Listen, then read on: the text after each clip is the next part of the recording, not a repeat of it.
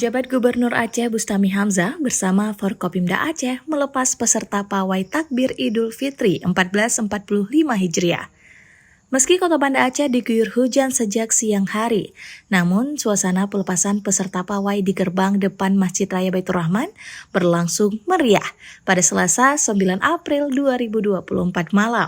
Sementara itu dalam sambutannya, Gubernur Aceh mengajak seluruh masyarakat Aceh untuk terus menjalin ukhuwah dan memperkuat silaturahmi. Gubernur juga mengajak seluruh elemen masyarakat Aceh untuk menyatukan langkah dan untuk mempererat persaudaraan.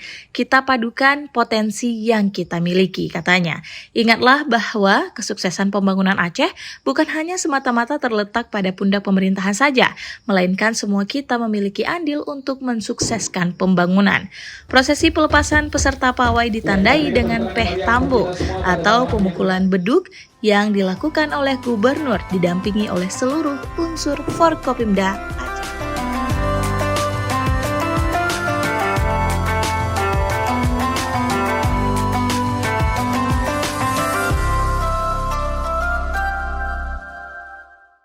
Aceh itu penuh dengan nuansa Islam.